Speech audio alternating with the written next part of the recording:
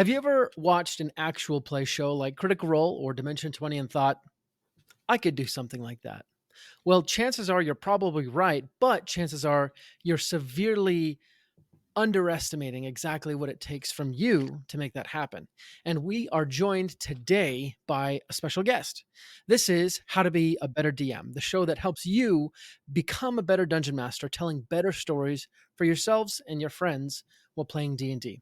And I'm your host, Justin Lewis, and today I have with me special guest Brennon from the Afterlife Podcast. Brennan, go ahead and say hello. Hey, how's it going? Yeah. Yeah, my as he said, my name is Brennon. I run a podcast called Afterlife. It is a D&D podcast set in 5e about four strangers who are flung into the realm of the infinite domain, where they're tasked by death to try to find and defeat their pillars. I like Yeah. that. I like that. Well, to start off, sort of an easy question. What's something that you're kind of geeking out about lately in your life? I'm a big like manga and anime like watcher slash reader. I've been reading more now that I've had kids for like a couple of years than I actually did watch anime. Like whenever you have little babies and stuff like that, you got to watch like what is playing and like Yeah. just so I to be quiet and to entertain myself, I started like reading just on my phone, and so and I became addicted. But to satiate my nerddom, my like I would say something that's been really fixating me, or like I've been hyper fixating on, is Dadan. It is a anime. I mean, it's a manga right now, but it's being adapted into an anime. Yeah. About this. It's about this high school girl and then this high school boy. The girl believes in spirits, and then the boy believes in UAPs or UFOs and stuff. Mm. And it turns out that they're both correct about that, but they tell each other, like, they make a stupid bet Yeah. to go and like, if you go there, I'll go to the place that you said that's supposed to be haunted, or it's supposed to be alien site or whatever. Yeah. Yeah.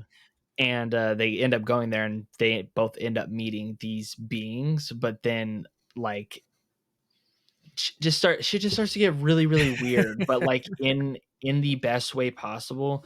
And I think that one of the best ways to explain it, and I think this is like really akin to D&D to kind of circle it all back, Yeah. is that I can tell you that there is a in this manga or anime, Hmm. that there is a kaiju fight. There is a uh there is a kaiju fight. There is like an isekai element where they get trapped in a board game like Jumanji.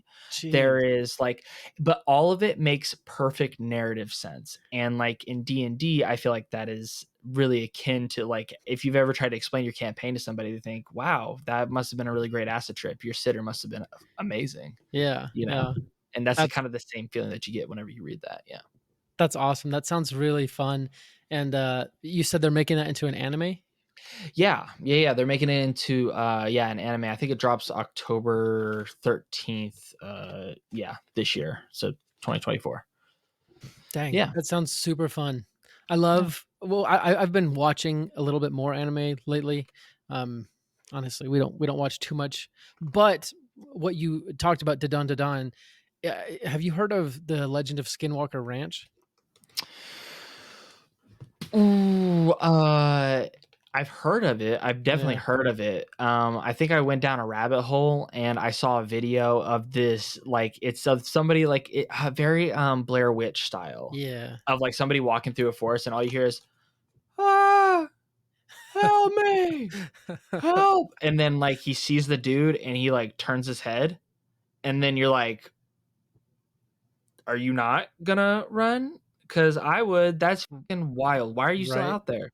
Yep. And then they're like, well, we're gonna go deeper. And I said, I'm good. I'm really good on all that. Yeah. No, so the show, The Legend of Skinwalker Ranch, is it was on like Hulu or Disney, or it's honestly, like hearing those characters like, spirits or UAPs, it's really funny because sort of Skinwalker Ranch is kind of like this nexus of sort of rumors and legends about both. So like I was like, Okay. they would totally love that that place because it's kind of just like one place where you can do those investigations together. And yeah, Yeah. you should check it out because it's a I really will. good Yeah. show. And Yeah. actually, one reason why I like Skinwalker Ranch is because even though, like, I mean, they make it interesting, right? Via, Mhm. cinematography and storytelling. And I think as far as, shows go, that has to be one of the biggest challenges for actual play podcasts, right? So, uh, first of all, before we talk about how you kind of got into running a show, Yeah. how do you make sure that every episode is sort of, podcast gold, if you will, or YouTube gold or whatever? Um, I think we've all heard the trope of good artists imitate, great artists steal type of thing. Hmm. Um, I think that trope kind of gets misunderstood in a way Hmm.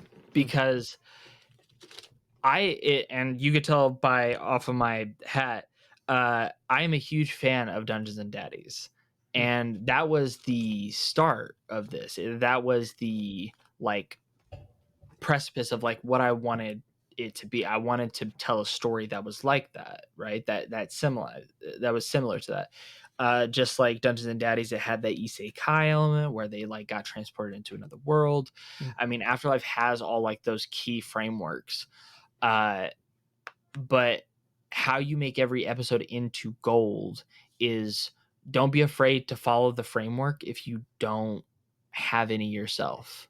Like if you sit there and you're like, man, what should I like overthinking? I wouldn't say overthinking the premise would be the place where everybody gets kind of stuck, but I Yeah. would say that seeing the mountain of work that you got to do to be able to get it done is only defined by the mountain of work that you want it to be, if that makes sense. So like having it kind of be within the realm of like do what's do what's within your means, but Hmm. try to replicate the things that you love. That way that shows, it at least gives you a framework, because once, and especially with D&D and having different characters and playing with different people, that the thing that you tell is going to be different than what it was inspired off of, just off rip, because you have so many different people contributing to the same thing. It will mutate into your own thing. Don't be afraid to follow that framework. Don't be afraid to look at that and then, like, obviously, like a science experiment, create your hypothesis, follow that, follow your gut in that storytelling, and then figure out what works and what doesn't work. See, I find that really, really fascinating just because honestly, in my own experience, I've sort of wondered like how close can you get to like taking someone else's idea and, doing it, producing content with it, um, without sort of ripping off their idea or, even, I don't know, copyright or stuff like that. So I Mhm. find that very interesting. Yeah, I mean, it's more of I mean, obviously it depends on what medium you're telling the Sure. story through. So like I'll obviously take that with somewhat of a grain of salt, Right. but with D&D, I think it serves as a medium, especially cuz I've played as a player, and obviously I DM, but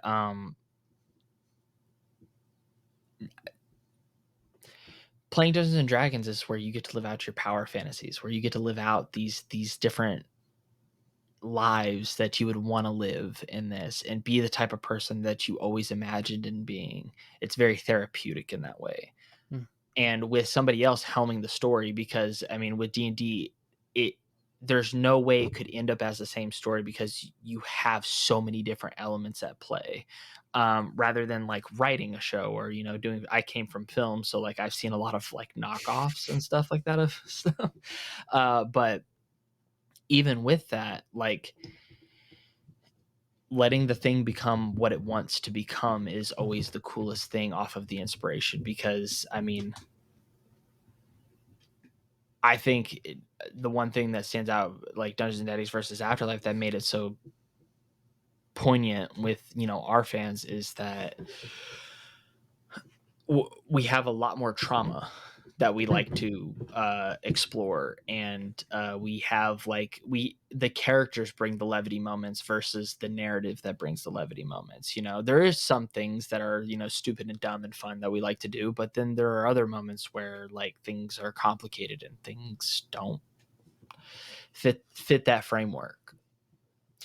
I'd imagine that a lot of that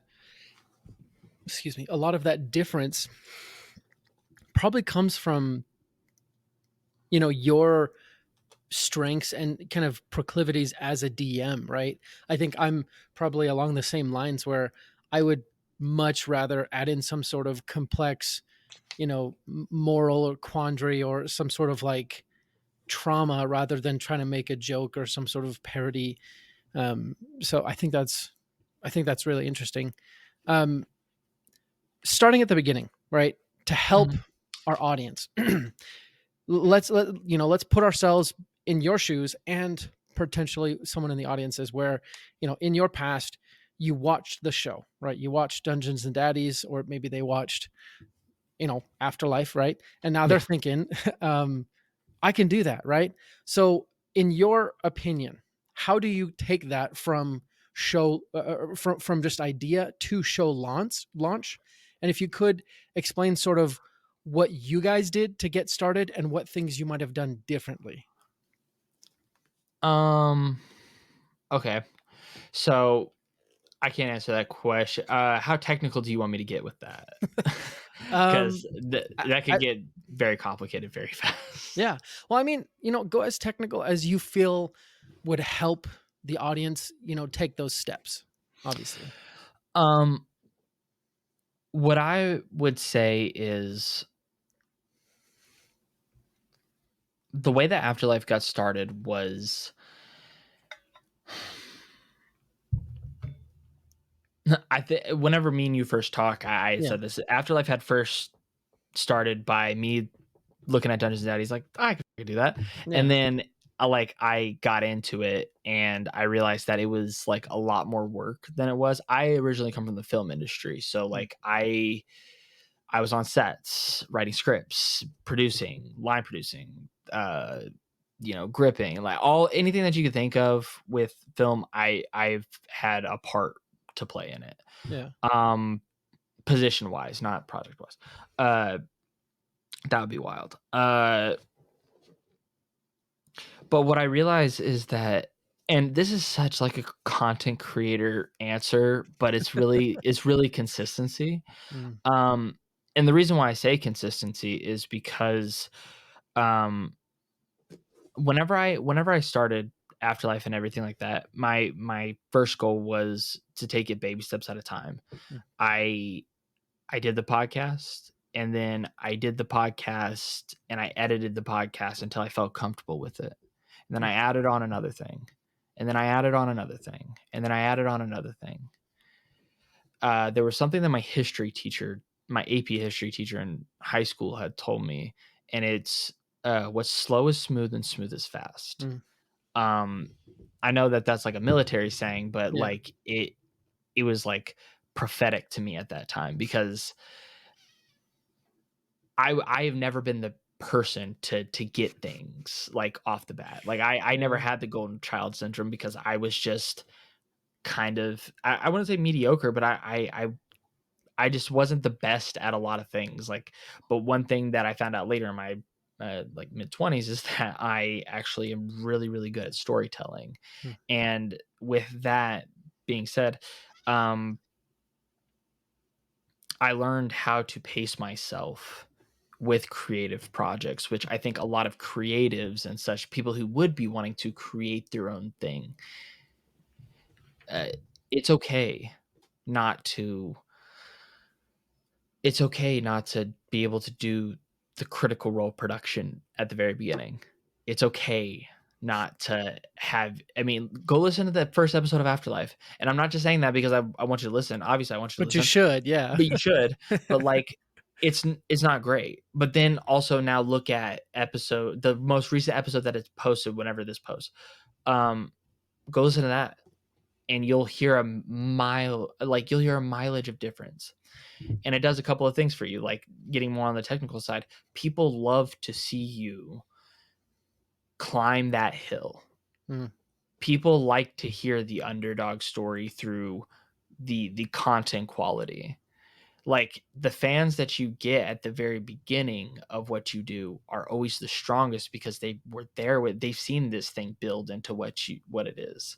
yeah. So go slow with it. This is I kept having to tell myself this is a marathon. And I think so we started in, what is it? Yeah, we started in January 2022. And from what I can realize is that,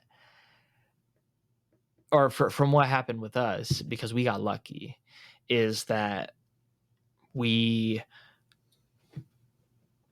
from January to, I think it was like October or November of 2022, we had actually been releasing consistently up until that point.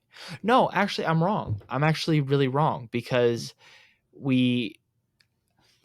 I know that, long story short, I know that we edited up to a year of only 35 people listening. Only 35 people.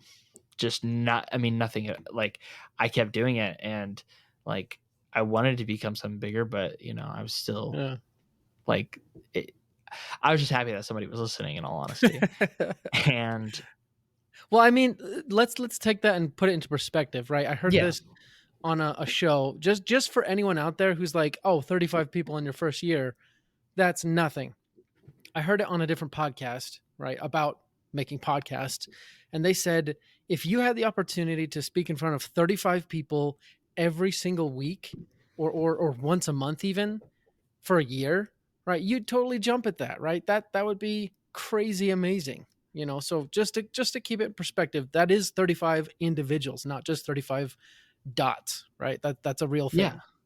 yeah. And like, I think like on to that theme, like, it looks like a number, but to put it in that perspective, like, like it is 35 people. It is 35 people listening. Yeah. But more so on to that, we edit with no hope. I mean, we not no hope, but like no inkling, Expectation. that expectation that it was going to get, so like, it was going to become a thing. Yeah. And then I was actually emailing people to collaborate with them, and I had contacted the Encounter Table. Shout out the Encounter Table. Shout out to Grim Encounters and Medieval Midwest and those people that have like came up with me, and like, I really do appreciate them, because they had a philosophy of, we got lucky. Hmm. They know that they got lucky. They know that with the podcast that they have, that they hit one certain thing or one certain episode that just did it for them. You obviously have good taste. I mean, you listen to How to Be a Better DM, after all. We thank you so much for your support. And if you've ever gotten anything useful from How to Be a Better DM, take a minute and rate us and review us on your podcast listening app of choice. It goes a very long way to helping our show help many more dungeon masters out there who are just like you. If you love our content, help others become better dungeon masters too.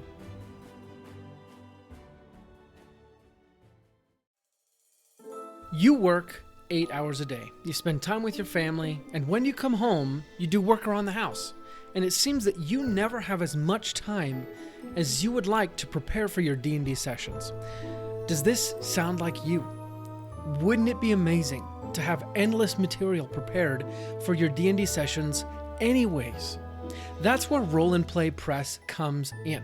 Roll and Play Press provides D&D 5e compatible material for any type of session. Running a one-shot? Check out their One Shot Wonders book with over 100 one-shot ideas. Getting started with a new sci-fi campaign? Get their Game Master's Sci-Fi Toolkit to have your games much more prepared with much less effort. Why reinvent the wheel? Check out Roll and Play Press at rollandplaypress.com, see what they have to offer, and get a 10% discount when you buy something by using the code BETTERDM10, that's BETTERDM10 at checkout. Give yourself just a little bit extra help so that you can continue being the world's greatest dungeon master. Thanks again for listening to our show. If you like our content and would like to engage with more of it, head over to our Instagram account at How to Be a Better DM and give us a follow. Make sure to watch some of our Dungeon Master Rules videos while you're there to give yourself some more structure and procedure as a Dungeon Master. Also, don't forget to reach out with a DM and we can talk shop and I can get to know you a little bit better. Thanks again for listening. And it's been an honor to be with them in this space and then not only learn but also grow along with them, do projects with them. I've even went to Florida for a secret project right now. I can't really drop it, but for a secret project we went down to Florida to be with them. And from what I realized is that year where I had 35 people listening, they looked at my numbers and they said, you've been dropping consistently for a year and only 35 people are listening. That is a travesty. That is awful. And you're going to find those people that want to help you. Not everybody in this business is out to just steal your money. Obviously, be safe, be precautious about it. Make sure that for all my creatives out there, read your contracts. Please read your contract. If you don't trust yourself to read the contracts, have somebody else read the contracts just to make sure that anything's good. Write questions, ask them about it. But take a chance with it. If people are eager, if people see that you're doing good, consistent work, it's noticeable. Even whenever you don't notice it, or even if you know that nobody can see it, somebody notices. Somebody's going to send that thing that you make on Instagram and is going to say that this is really cool. This is awesome. Oh my gosh, this is really cool. And you're going to inspire people to do the same thing. So one of the big things in Afterlife, and I think that with Afterlife in general, is that it's never too late to seek out redemption for not even redemption, but your goals, your dreams, your aspirations. The person you want to be is not an amorphous thing. It's just a person that hasn't took action on the things that they want to do. Yeah. I really like that. And I'm glad you brought up dreaming and goals. I think this episode for sure is for the dreamers out there, for the people who want to content create.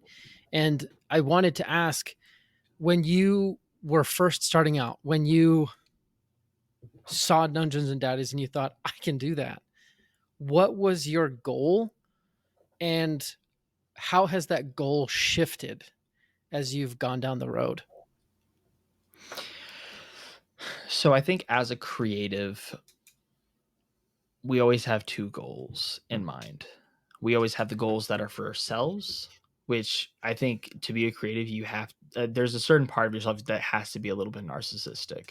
Not saying that I'm a narcissist or anything like that. I still love me and my people and my team, but you have goals that align with not only your hopes, dreams, and aspirations, but the people that help you within that. Say I'm doing a short film and I don't have a budget for it. the people who are coming out to help me with that production, they're not doing that because they don't see anything in me. It's the opposite. They're doing it because they see that potential in you. And it's a disservice to yourself if you sit there and you deny that potential that other people see in you. If people are willing to bet on you, give them a reason to bet on you. Um, so like my goal and dream and aspiration for whenever I started this, and I think this has been like a dream and aspiration since since I started making things back in like high school and stuff, was that I didn't know it back then. I wanted to be like a film director, but I think that dream has kind of cleared up. Like it's almost like it's been slowly coming back into focus, and it's really that I want to be the best storyteller. Not that I could be. I want to be the best storyteller Yeah. in the world. Like I want to Yeah. be that. I want people to look at the story that I make, and I want them to be like, hey, like I want your input on my writing because I love the mind that you have Mm. for this, for stories. And stories are so powerful and tangential to who we are as human beings that I feel like if you're a person that craves perspective and craves to feel something that you've never felt before or never dream of feeling or never want to feel, tell stories. It's the best way to do it. To have a character that you wrote go through a tragedy and then having to explain the mindset of that, getting into that mindset, there's something intoxicating about it. And I say intoxicating very intentionally because you can lose yourself within those characters. Being a person that, I mean, personally, I have DID, knowing that I have other personalities with me is very is very like intoxicating in the same way how you can lose yourself to Mm. kind of that other personality, but they're a part of you. It's a weird dynamic. But the group expectation was, and this is kind of my other role within the business, is like the CEO position. I told them that if we do this and everything, because I plan out a 6-year campaign. I Mm. said I'm going to spend the next 6 years of my life making this the best thing that it can be. You can come with me or you don't have to, but whoever starts this with me will be the ones who will bear the most fruit whenever it finishes. Mm. And everybody kind of hopped on board with that same expectation of I'll follow you. And you know what? You know what's so crazy about I think this whole space and the creative space is that like people look at these content creators and they're like, wow, they must know something that we all don't know. And the reality is, no, they didn't. No, they fucking didn't. They what they did. Sorry, can I cuss? I didn't know. It's Yeah. cursing. Okay. No, no, no. Uh, You be you. I'll take care of whatever I need to. okay. Uh, but yeah, they didn't. They didn't. They figured out what works. Mm. That's what they did. They got lucky, and then they noticed that they got lucky, and then they kept doing that thing. That is the story of most, if not all, of your content creators that you see nowadays that are huge. The Mr. Beast, the Marquise Brownlees, the Dungeons and Daddies, the Critical Roles. The luck happens more frequently than we know, and to be prepared for that moment, that is the meantime. That is the stuff that happens in between the stories of like, oh, we did this at this place and we went off and we kept doing it for so many years. And then they go pass over that so many years like it wasn't a big deal. And then they go like, and then we found our golden goose. And then you're like, okay, what about those 2 years? What did you do in those 2 years? And what it is it's just hard work. Mhm. It's just doing the thing. Yeah. So I was going to ask sort of how do you maintain consistency despite not necessarily seeing quote unquote results?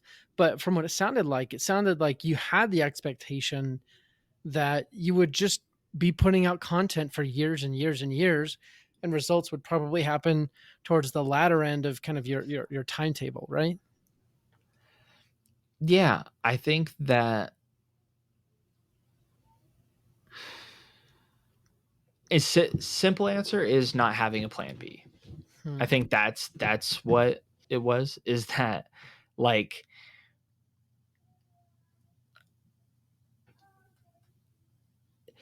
I had very beginning of Afterlife. I think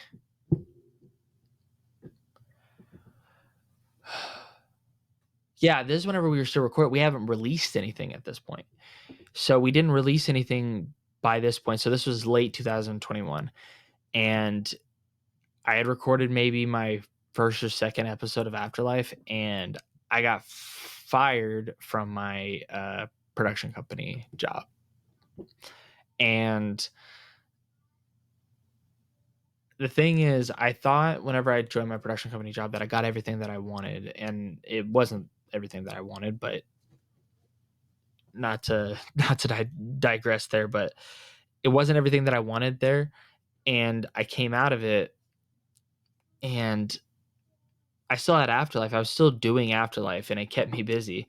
But I started to DoorDash, and I started to do that, and it started to become a routine. And while I was still trying to find production company jobs, I realized that I was making enough on DoorDash to be able to suffice for what we need, because Erin, my wife, she, and also other co-hosts on the show, she was making enough money to support us. So I was like, I think maybe 4 or 5 months passed, so we had released it at this point, and we still had like 35 people listening.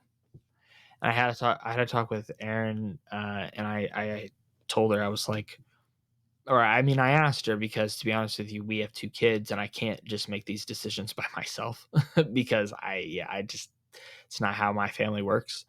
Um, but I asked her, I was like, if I took the next 6 years of my life to make this something,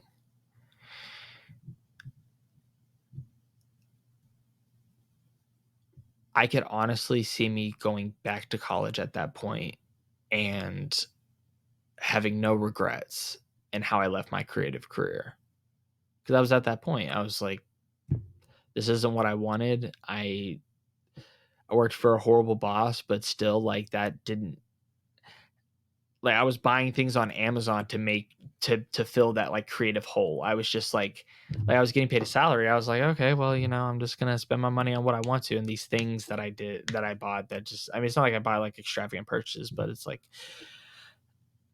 just buying things didn't fill that. So at that point, she had told me, go for it. Like, I'll be here to support you in any way that I possibly can. And I love doing it because D&D is awesome to play. Just do it. And at that point, I never had a plan. I've never had a plan B. I'm I think we're about to finish volume 1, so we're about to hit a halfway point. And I can tell everybody with honesty that the chance I took then, listening to 35 people listening and taking a chance on myself, was worth it. And it's going to be scary, and it's going to be hard. You're going to think it's a stupid idea. You're really going to think it's a stupid idea. And I bet and you know what? Also, to all this, your family's going to think it's stupid too. Your parents are never going to be like, you know what you should go do? You should go do a podcast. Like, but the people who are going to do it are going to do it regardless whether their family says yes. Obviously, don't like, take care of your responsibilities, do that stuff. But like, if you have kids, be a father, be a mother, do what you need to. But that very real thing with creatives that need to be satiated, I think comes from a lack of taking that chance. I gotta say, I hearing you talk about that just really resonates with me. Um, Oh, Honestly, I have conversations like that with my wife a lot, and they're, it's hard because one thing I think the listener you need to realize is if you decide to do something like this, start a podcast or whatever, depending on your expectations and goals, you're probably going to have to sacrifice a little bit. You're going to have to say no to some things and say yes to some things that you don't necessarily want to all the time. So, I just got to say, I really resonate with that. But, um, Brennan, I have enjoyed our conversation a lot. Honestly, it's been nice for me and somewhat validating to feel like thank you. someone else's journey a little bit and really resonate. I think so. How about this, listener? We did not talk about writing or DMing really. Just we talked mostly about kind of getting the show up and off the ground and kind of doing it. But if you want Brennan to come back and do another show on writing these stories for an audience, right? How that's different than just doing it for you and your friends. uh, Go onto their social media, reach out to them and just thank them so much for coming on our show, and give them all the love, and that'll tell Brennan, hey, it's time to come back on How to Be a Better DM, when a lot of people reach out to him and whatnot. But before we let you go, Brennan, we need two things from you. One, how can people reach out to you, support you, and see what you're up to? And then two, some just your parting thought based on this conversation for our listener. That was a lot. I'm kidding now. Well, thank you. Thank you so much. That was awesome. And you guys have been more than amazing. Regardless if they do comment, we're going to be working again sometime. Yep. So, yep. Um, but you could find me at Afterlife podcast. It's on the Encounter Co network. I would also like to shout out our newly released flagship podcast that we're doing. So this is like same quality, same product as not same product as Afterlife. It's a different story, but it's told by one of our co-hosts, one of my co-hosts that wanted to pick up a show, and we've been developing it for the past, I think, year. So it's been in production for a while, and we finally dropped. We dropped 4 episodes that you can go listen to now. Afterlife has, I think, 40 at the time of this recording. We have 43 because I'm working on 44 right now. But yeah, we have a whole catalog there. We have a Discord server. We have a Patreon at patreon.com/Afterlife Pod. Yeah, you'll need to search up Afterlife Pod because some Christians, I guess, had Afterlife. So that was great. We're at Afterlife Pod on all social media. I'm trying to think of anything else. Oh yeah, the Encounter Co podcast that I would love to shout out, that we've like this is where we got our big break and everything. So I got to pay tribute to the homies. We got Medieval Midwest, we got the Encounter Table, and we got Grim Encounters. They're all making great stuff. They're all making great shows. And my last final parting word is